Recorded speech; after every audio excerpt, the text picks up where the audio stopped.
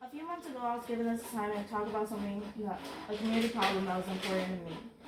It took me a while to decide what it was that I actually found important to me, and I thought of a few things like donating to food banks or to shelters, to things like encouraging people around me to reduce their use of harmful things to the environment like plastic. And then it hit me that one of the things that I do find important, and that is a really big community problem, is the lack of help and support veterans receive when returning home. Many people tend to talk about how they're thankful for all veterans do for our country and us when they're out serving.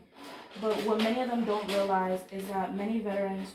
when returning home, struggle to get back on their feet. And though there are many resources out there accessible to them, many of them still struggle with acquiring things like health benefits, finding a job, or even getting help for mental and physical disabilities, etc. To begin with, one of the toughest issues that veterans without families face in today's society is coming back home and finding a job or even a home. And this issue is a huge reason why so many veterans, the issue of veterans not being able to find a stable job is a huge issue because it ends up causing veterans to losing their homes, which end up causing many veterans to live on the streets. When looking for a job, many veterans tend to face the issue of companies not wanting to hire them because many companies believe that veterans don't actually have any schooling beyond high school. They also believe that many veterans don't pursue going into getting college degrees or even other things like doing a more or doing things to become a more valuable asset. According to one article and a survey released by marketing firm Edelman, in a survey of a group of employees, only about 17% actually came back saying that they found veterans as strategic assets in the workplace.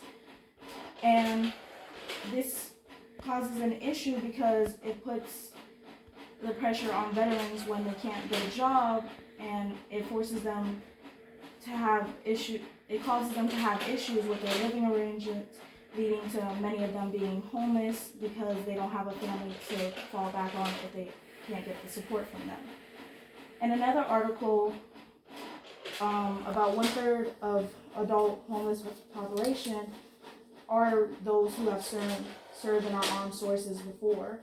And it's thanks to a lot of companies not wanting to hire them. And this isn't even all the challenges that they face. They also face the challenges of finding a job and housing, but they also, not only do they face finding a job and housing, but they also face the difficulty of acquiring health benefits to help receive treatment for mental and physical disabilities. Many veterans would face, when it comes to health benefits and receiving treatment, many veterans would face the issue of having to travel long distances and even waiting in long lines just for an appointment that they may have set. In one article from the Center of Public Integrity, according to a 2003 Government Accountability Office report, veterans were forced to travel distances to receive the care, about a quarter of them having to travel more than 60 minutes out of their way just to reach a VA hospital. And that's not even the bad part about it, because even those who did suffer from mental disabilities such as PTSD and such, they would have to go, and when they get there for their appointment, they would sit in a waiting room for over an hour, but then their time spent with the doctor would only be 20 minutes because a lot of doctors were forced to cut their time and their visits with that patient in half because they felt pressured to get through all the patients in one day and they didn't have a choice. This caused an issue because not a lot of the patients were getting the help that they needed. Some of them were being told that they were okay, even though, they weren't, and that your issues weren't as bad as it actually were. The sad thing about this is that these challenges for many people believe aren't true, and that they actually have the resources accessible to them. That it's not that they don't have it available, that there are many things out there for them if needed. Like as I mentioned before, like there are many resources out there, but people more so say, like, even though there are many resources out there, it's not really available to them, because though it's out there, it's like, it's almost as if they have a handout, they just can't grab it because it's still too far away for them to get that help. And many people believe that it's veterans' fault because they tell themselves that, I'm okay, I don't need that help, I'll be fine without it. But, obviously they need that help, they just choose not to. When in reality, they have that trouble because they don't actually get the support that they need from people around them. They get told that their issues aren't that serious. Many people believe this because there are over 1,000 healthcare facilities from the VA, with more than about 20 per state, but yet veterans choose not to go to it because of how busy it is, or how far it is from where they stay, or because of them getting told that their problems aren't that big. And not only that, but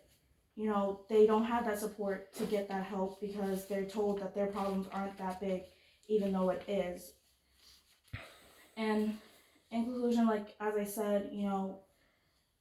many veterans returning home face all these issues, but that they're told that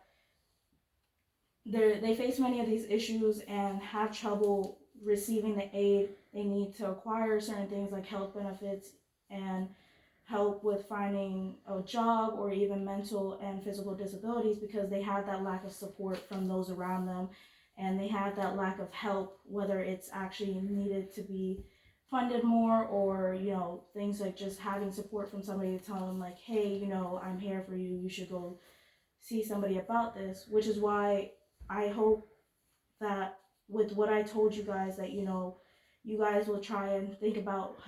finding ways to help those who are trying to help veterans out, whether it's by donating to a shelter or donating directly to a veterans, association, to help those veterans who don't get that support or help from either whether it's family or whether they have no family at all and they don't get support from their friends.